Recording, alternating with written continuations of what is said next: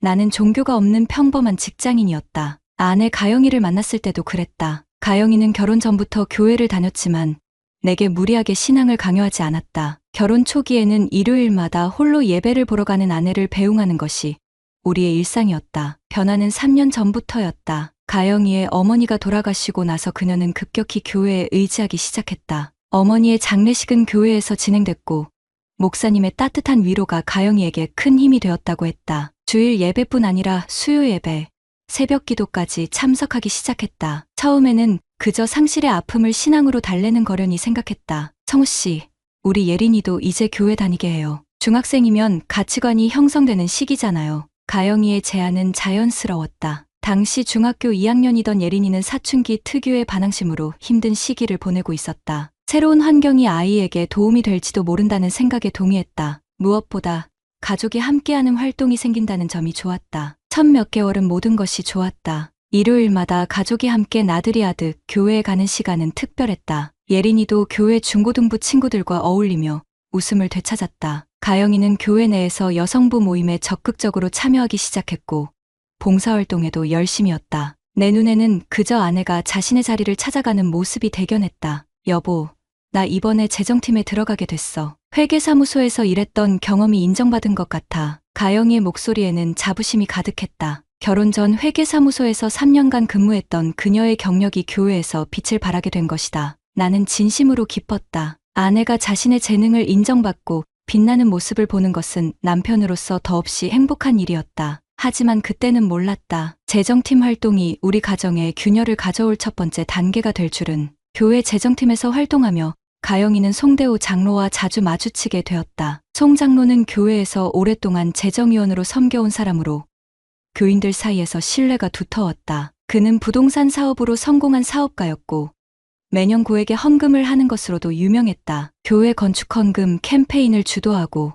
어려운 교인들을 위한 장학금을 지원하는 등 그의 선행은 교회 내에서 입에 오르내렸다. 처음에는 단순히 교회 봉사활동이 늘어났다고 생각했다. 가영이가 주말은 물론 평일 저녁에도 재정 업무로 교회에 가는 일이 잦아졌지만 특별히 의심하지 않았다. 나 또한 회사 업무가 바빠 늦게 귀가하는 날이 많았으니까 미세한 변화는 일상 속에서 서서히 나타났다. 식탁에 앉아도 가영이의 대화 주제는 언제나 교회 일과 송 장로의 헌신적인 모습에 관한 것뿐이었다. 송 장로님이 얼마나 신앙심이 깊은지 몰라요. 송 장로님이 또 선교 사업에 얼마를 헌금하셨대요 라는 말이 식탁에서 자주 오갔다. 예린이가 먼저 변화를 눈치챘다. 15살 딸아이는 엄마가 자신의 학교 생활보다 교회 일에 더 관심을 기울이는 것에 불만을 토로하기 시작했다. 아빠, 엄마는 내 중간고사 성적표보다 11조 봉투에 더 관심 있어요. 예린이의 말에 처음으로 가슴 한편이 묵직해졌다. 생각해보니 최근 가영이는 예린이의 학교 행사에 참석하지 못한 적이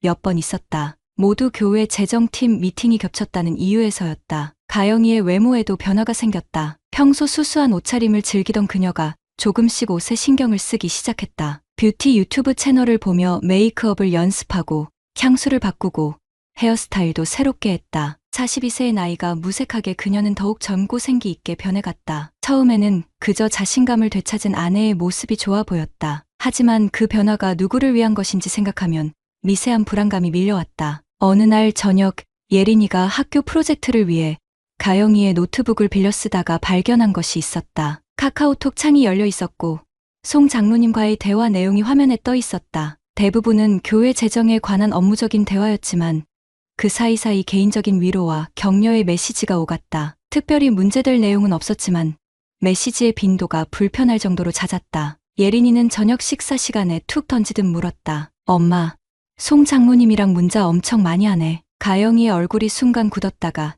이내 밝은 표정을 지었다. 그야 재정팀이니까 업무상 연락이 많을 수밖에 없지. 교회 건축 헌금 관리하는 게 얼마나 중요한 일인데. 그때 처음으로 의심의 씨앗이 내 마음에 심어졌다. 가영이의 대답은 자연스러웠지만 눈빛이 흔들렸다. 아내와 함께한 15년의 세월 동안 그녀의 작은 변화도 놓치지 않았던 내게는 분명한 신호였다. 그날 밤 가영이는 평소보다 늦게 귀가했다. 교회 재정팀 회의가 길어졌다는 익숙한 핑계였다. 샤워를 마치고 침대에 누운 그녀에게서는 낯선 향수 냄새가 났다. 그리고 베개에 머리를 대자마자 깊은 잠에 빠져든 그녀의 모습이 어쩐지 낯설게 느껴졌다. 나는 오랫동안 천장을 바라보며 생각했다. 30살에 만나 결혼한 우리 부부는 크게 싸운 적도 없이 평탄한 일상을 유지해왔다. 그런 일상에 미세한 균열이 생기기 시작한 것은 언제부터였을까? 이제 와 생각해보니 가영이가 교회 재정팀에 들어간 지 석 달.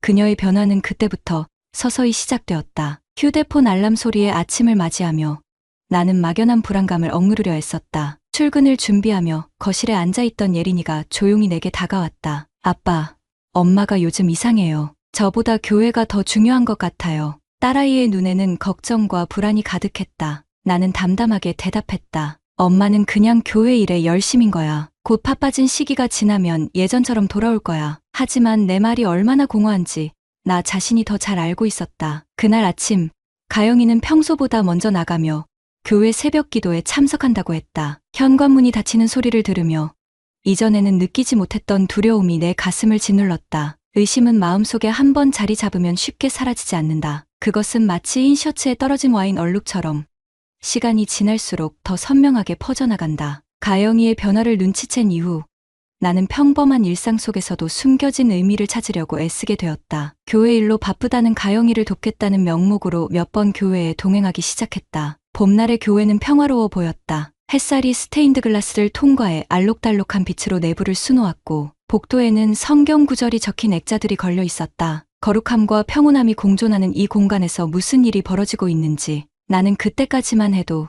정확히 알지 못했다. 가영이는 교회 사무실에 있는 재정팀 공간에서 대부분의 시간을 보냈다. 그곳에는 송 장로를 비롯한 몇몇 교인들이 함께 일하고 있었다. 내가 들어서자 송 장로는 상냥하게 나를 맞이했다. 아, 성호 집사님이시군요. 가영 집사님이 남편분 이야기를 많이 하셨어요. 우리 재정팀에 없어서는 안 될 보물 같은 분이랍니다. 그의 말투에는 과도한 친근함이 묻어 있었다. 47의 나이가 무색하게 젊고 세련된 모습이었다. 단정하게 넘긴 머리카락, 고급스러운 양복, 그리고 손목에 감긴 비싼 시계까지. 그는 분명 이 교회에서 상당한 위치에 있는 사람이었다. 가영이의 얼굴에 순간적으로 당혹감이 스쳤다가 사라졌다. 그녀는 서둘러 나를 사무실 밖으로 안내했다. 갑자기 무슨 일이야? 미리 연락했으면 내가 일정 조정했을 텐데. 그녀의 목소리에는 미세한 긴장감이 배어 있었다. 나는 그저 도와주려고 왔다고 빨리 일을 마치면 함께 저녁을 먹자고 말했다. 가영이는 잠시 망설이더니 1시간 정도 기다려 달라고 했다. 교회 카페에서 커피를 마시며 기다리는 동안 우연히 교회 주보를 발견했다. 그 안에는 재정보고가 간략하게 실려 있었다. 일반 헌금과 함께 건축 헌금 항목이 눈에 띄었는데 지난 6개월간 상당한 금액이 모금된 것으로 보였다. 특별히 송 장로의 이름 옆에는 특별 감사 헌금이라는 표시와 함께 상당한 금액이 기록되어 있었다. 1시간이 훌쩍 지나도 가영이는 나오지 않았다. 결국 재정팀 사무실로 다시 향했을 때 그곳에는 가영이와 송 장로만이 남아 있었다. 두 사람은 컴퓨터 모니터를 함께 보며 머리를 맞대고 있었다. 송 장로의 손이 자연스럽게 가영이의 어깨에 올려져 있었고 그들의 거리는 업무상 필요한 것보다 훨씬 가까워 보였다. 문이 열리는 소리에 두 사람은 흠칫 놀라며 떨어졌다. 가영이는 서둘러 가방을 챙기며 나왔다. 돌아오는 차 안에서 우리는 침묵을 지켰다. 무거운 공기가 차 안을 가득 채웠다. 집에 도착해서야 가영이가 입을 열었다. 송 장로님은 정말 대단한 분이야. 교회에 매년 수천만 원을 헌금하시고 어려운 가정도 많이 돕고 계셔. 그리고 나를 정말 존중해 주셔. 내 의견을 항상 귀담아 들으시고. 그녀의 목소리에는 평소에 볼 수 없었던 열정이 담겨 있었다. 나는 아무 말도 하지 않았다. 그날 밤 침대에 누워 서로에게 등을 돌린 채 우리는 각자의 생각에 잠겼다. 다음 날은 일요일이었다. 예배를 마친 후 교회 식당에서 점심을 먹는 동안 송 장로가 우리 테이블에 다가왔다. 성호 집사님, 어제는 반갑게 뵈었습니다. 가영 집사님이 정말 헌신적으로 교회를 섬기고 계세요. 특히 건축헌금 관리를 완벽하게 해주셔서 얼마나 감사한지 몰라요. 그의 말에 주변 교인들이 고개를 끄덕였다. 가영이는 미소를 지으며 겸손하게 고개를 숙였지만 그녀의 눈빛은 어딘가 들떠 보였다. 송 장로는 마치 자신의 것을 자랑하듯 가영이의 능력을 칭찬했고 그것이 내 마음을 불편하게 했다. 교회에서 돌아온 후 예린이는 자기 방에 틀어박혔다. 최근 들어 그녀는 교회 활동에도 소극적으로 변했다. 한때 교회 중고등부에서 활발하게 지내던 모습은 사라지고 이제는 억지로 끌려가는 듯한 표정으로 예배에 참석했다. 문을 두드리고 예린이의 방에 들어갔다. 그녀는 침대에 누워 스마트폰을 보고 있었다. 아빠, 나 이제 교회 안 갈래. 갑작스러운 예린이의 선언에 나는 당황했다. 이유를 물었더니 그녀는 잠시 망설이다가 입을 열었다. 송 장로님이랑 엄마가 이상해. 다른 애들도 그렇게 생각해. 지난주에 우리 중고등부실 옆 회의실에서 둘이 있는 거 봤어. 심장이 빠르게 뛰기 시작했다. 예린이는 계속해서 말했다. 송 장로님이 엄마 손을 잡고 있었어. 그냥 잠깐이 아니라 계속. 그리고 엄마가 울고 있었던 것 같아. 나는 담담한 척 대답했다. 어른들의 일에 오해가 있을 수 있으니 함부로 판단하지 말라고. 하지만 내 목소리는 떨리고 있었다. 그날 저녁 가영이에게 직접 물었다. 송 장로와의 관계가 단순한 교회 봉사 이상인 것 같다고. 그녀는 잠시 침묵하더니 격렬하게 부인했다. 말도 안 돼.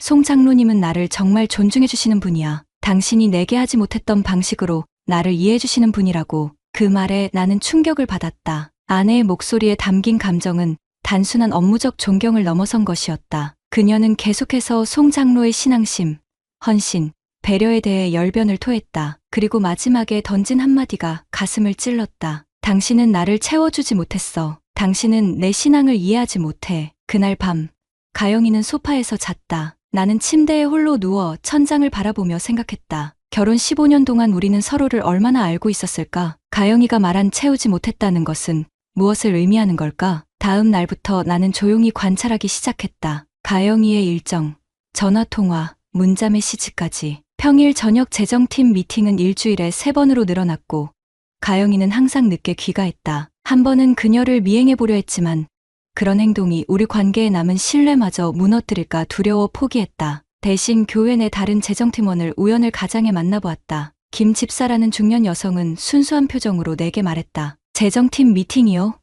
보통 월요일에 한 번 해요. 특별한 일 있을 때만 추가로 모이고요. 가영이는 월요일뿐 아니라 수요일, 금요일에도 재정팀 미팅을 이유로 늦게 귀가했다. 그녀가 거짓말을 하고 있다는 사실이 확실해졌다. 집에 돌아와 가영이의 서랍을 뒤지는 내 모습이 낯설게 느껴졌다. 이전의 나라면 결코 하지 않았을 행동이었다. 그러나 의심은 이미 내 일부가 되어버렸다. 서랍 깊숙한 곳에서 작은 메모장을 발견했다. 그 안에는 성경 구절과 함께 짧은 메모들이 적혀 있었다. 오늘도 그분은 나를 이해해 주셨다. 왜 이제야 만난 걸까? 주님은 때로 시련을 통해 참된 동반자를 보내주신다. 가족의 의미란 무엇일까? 영혼의 울림이 먼저일까? 피의 연결이 먼저일까? 메모장의 문장들이 내 머릿속을 어지럽혔다. 가영이는 자신의 행동을 신앙으로 포장하고 있었다. 신앙이라는 성스러운 이름 아래 그녀는 점점 가정에서 멀어지고 있었다. 그즈음 예린이는 학교 생활에도 변화가 생겼다. 담임 선생님으로부터 전화가 왔는데 최근 예린이가 수업 시간에 집중하지 못하고 성적도 떨어지고 있다는 내용이었다. 방과 후에는 곧장 집으로 돌아와 방에만 틀어박혀 있었다. 15년을 함께 살아온 가정이 서서히 무너져가는 모습을 지켜보는 것은 고통스러웠다. 다음 주일 나는 혼자 교회에 갔다. 가영이는 갑자기 몸이 좋지 않다며 집에 남았고 예린이도 시험 준비를 핑계로 함께 남았다. 예배가 끝난 후 교회 건물 구석에 있는 재정팀 사무실로 향했다. 일요일이니 아무도 없을 거라 생각했지만 사무실 문이 살짝 열려 있었다. 안에서는 송 장로의 목소리가 들렸다. 가영 씨, 당신은 내게 특별해. 나를 진정으로 이해해주는 유일한 사람이야. 이어 가영이의 떨리는 목소리가 들렸다. 하지만 우리가 이러는 게 맞는 걸까요? 제 가정이, 그리고 교회에서. 송 장로의 목소리가 다시 들렸다. 하나님도 우리의 진심을 아실 거야. 우리는 그저 영혼의 동반자일 뿐이야. 더 이상 듣고 싶지 않았다. 가슴이 터질 것 같은 느낌으로 그곳을 떠났다. 집으로 돌아오는 길, 차 안에서 눈물이 흘렀다. 15년이라는 세월, 그리고 우리가 함께 쌓아온 추억들이 한순간에 무너져 내리는 것 같았다. 집에 도착했을 때 가영이는 이미 샤워를 마치고 머리를 말리고 있었다. 그녀의 휴대폰이 테이블 위에서 진동했다. 송 장로의 이름이 화면에 떠올랐다. 나는 더 이상 참을 수 없었다. 오늘 교회에 갔었어. 가영이의 손이 멈췄다. 그녀의 눈에 공포가 스쳤다. 그리고 재정팀 사무실에도 들렀지. 가영이는 아무 말도 하지 못했다. 그저 손에 든 드라이기를 내려놓았을 뿐이다. 침묵이 우리 사이를 가득 채웠다. 결국 그녀가 입을 열었다. 난 외로봤어. 송 장로님은 내 마음을 이해해줬어. 그 말을 시작으로 가영이의 고백이 이어졌다. 어머니가 돌아가신 후 느낀 공허함. 내가 바쁜 직장 생활로 그녀에게 충분한 정서적 지지를 해주지 못했다는 것. 그리고 송 장로가 어떻게 그녀의 마음을 채워주었는지. 나는 가영이의 말을 끝까지 들었다. 그리고 마지막으로 물었다. 그래서 이제 어떻게 하고 싶은데? 가영이는 한참을 침묵하더니 조용히 대답했다.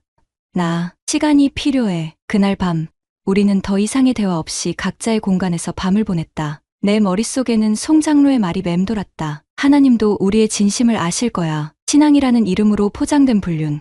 그것이 얼마나 위선적인 것인지 그는 알고 있을까? 가영이와의 대화 이후 우리 집에는 무거운 정적만이 감돌았다. 아침 식탁에서 마주치는 눈빛은 서로를 피했고 저녁 시간에는 각자의 공간에 틀어박혀 있기 일쑤였다. 예린이는 이런 집안 분위기를 누구보다 빠르게 감지했다. 한창 사춘기인 15 딸아이가 부모의 갈등 속에서 어떤 혼란을 겪고 있을지 생각하면 가슴이 무너져 내렸다. 사태의 진실을 파악해야 했다. 단순히 가영이와 송 장로의 불륜 문제를 넘어 이 모든 상황의 본질이 무엇인지 알고 싶었다. 나는 회사에 이틀간 휴가를 냈다. 동료들에게는 가족 여행을 간다고 했지만 실제로는 교회와 송 장로에 대한 조사를 시작했다. 첫 번째로 찾아간 곳은 교회 주변 카페였다. 평일 오전이었지만 몇몇 교인들이 모여 차를 마시고 있었다. 그중 김 집사를 발견하고 자연스럽게 대화를 시작했다. 김 집사는 교회에서 20년 넘게 신앙생활을 해온 원로 교인이었다. 대화는 자연스럽게 교회 건축 헌금으로 흘러갔다. 김 집사의 말에 따르면 3년 전부터 본격적으로 모금이 시작되었지만 실제 건축은 계속 미뤄지고 있다고 했다. 이유인즉슨 적절한 부지를 찾지 못했기 때문이라고. 하지만 그녀의 눈빛에는 의구심이 어려 있었다. 솔직히 말하자면 송 장로님이 모든 걸 주도하고 계시니 우린 그저 따를 뿐이에요. 장로님께서 하시는 일에 의문을 제기할 만한 사람이 없어요. 김 집사의 말에서 미묘한 불만이 느껴졌다. 더 깊이 파고들어 물었더니 그녀는 주변을 살피더니 목소리를 낮추었다. 사실 작년에 회계감사를 맡았던 박 집사님이 계셨어요. 그분이 몇 가지 의문점을 제기했다가 갑자기 다른 교회로 옮기셨어요. 소문에 의하면 송 장로님과 크게 다투셨다고. 그 말을 듣고 곧바로 박 집사를 찾아갔다. 그는 현재 다른 교회에서 신앙생활을 하고 있었지만 과거 일에 대해 여전히 분노하고 있었다. 회계장부가 이상했어요. 건축헌금 중 일부가 특별 선교비라는 명목으로 빠져나가는데 그 내역이 전혀 투명하지 않았습니다. 제가 자세한 내역을 요구하자 송 장로가 크게 화를 냈죠. 박 집사는 서류 한 장을 건넸다. 그것은 작년 재정보고서 사본이었는데 빨간색 펜으로 몇 군데 동그라미가 쳐져 있었다. 특별 선교비 항목 아래에는 매달 상당한 금액이 지출되어 있었고 모두 현금으로 처리된 것으로 표시되어 있었다. 이 돈들이 어디로 갔는지 아무도 확인하지 않았어요. 모두 송 장로를 맹목적으로 신뢰했으니까요. 다음으로 찾아간 곳은 교회가 소속된 교단 사무실이었다. 교단 담당자는 처음에는 경계하는 눈빛이었지만 내가 진지하게 우려를 표현하자 몇 가지 정보를 알려주었다. 송 장로가 속한 교회뿐만 아니라 다른 두 곳의 교회에서도 비슷한 역할을 맡고 있다는 것, 그리고 그 교회들에서도 건축헌금이 활발하게 모금되고 있다는 것이었다. 고개가 무거워졌다. 단순한 불륜을 넘어 재정적 비리까지 의심되는 상황이었다. 집으로 돌아와 컴퓨터 앞에 앉았다. 송 장로의 이름으로 검색을 시작했다. 몇 시간의 조사 끝에 그의 과거가 조금씩 드러났다. 송대호.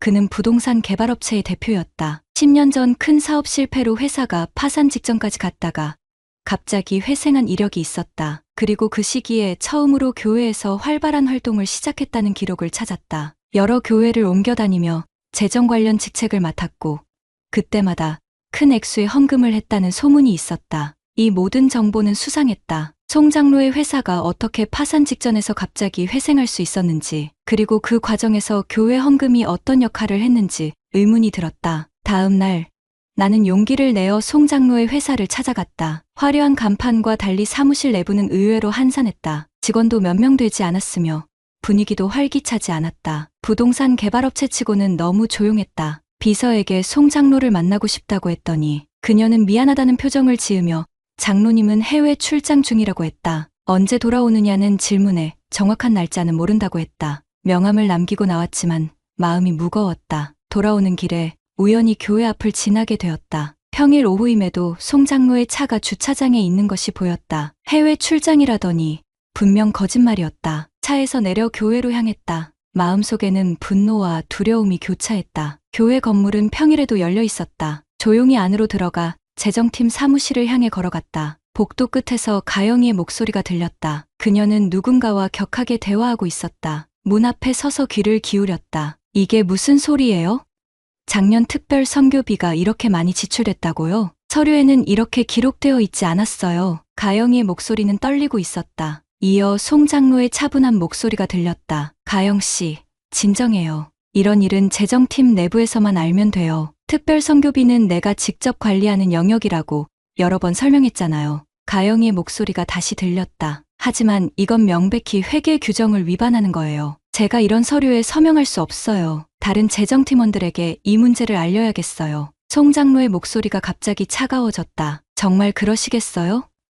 그럼 우리 사이의 일도 모두 공개되는 거겠죠. 당신의 가정은, 그리고 예린이의 미래는 어떻게 되겠어요? 순간 머리가 하얘졌다. 송 장로는 가영이를 협박하고 있었다. 가영이가 재정비리를 발견했고 송 장로는 그들의 불륜 관계를 빌미로 그녀의 입을 막으려 하고 있었다. 가영이의 흐느끼는 소리가 들렸다. 그녀는 무언가에 완전히 갇혀 있었다. 신앙이라는 미명 아래 시작된 관계가 이제는 덫이 되어 그녀를 올가매고 있었다. 더 들을 필요 없이 방 안으로 들어갔다. 가영이와 송 장로는 내 갑작스러운 등장에 충격을 받은 듯했다. 송 장로는 재빨리 표정을 정리하고 평소에 온화한 미소를 지었지만 가영이의 눈은 공포로 가득 차 있었다. 성우 씨, 이렇게 갑자기 오시다니 놀랐네요. 무슨 일이신지. 송 장로의 말을 자르고 바로 물었다. 특별 선교비가 뭡니까? 그리고 왜 내 아내를 협박하는 겁니까? 가영이가 놀란 표정으로 나를 쳐다보았다. 아마 내가 그들의 대화를 얼마나 들었는지 궁금했을 것이다. 송 장로는 여전히 침착함을 유지하며 대답했다. 오해하지 마세요. 재정 문제는 복잡한 법적 절차가 있어서 가영 집사님께 설명드리던 중이었습니다. 협박이라니요. 말도 안 되는 소리입니다. 그의 말에 분노가 치밀었다. 책상 위에 놓인 서류를 집어들었다. 그것은 특별 선교비 지출 내역이었는데 매달 정해진 금액이 현금으로 빠져나가고 있었다. 수령일란에는 송 장로의 서명만이 있었다. 이게 무슨 돈입니까?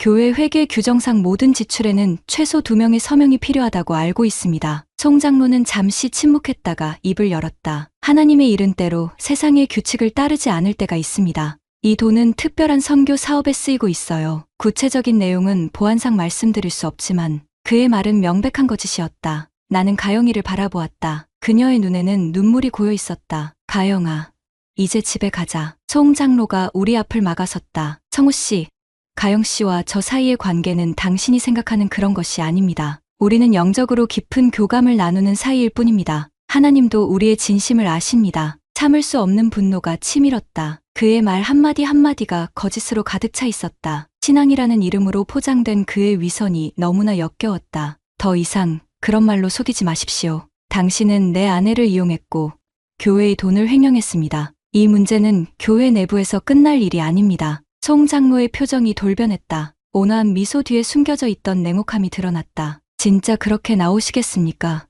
가영 씨와의 일을 모두에게 알리고 싶으세요?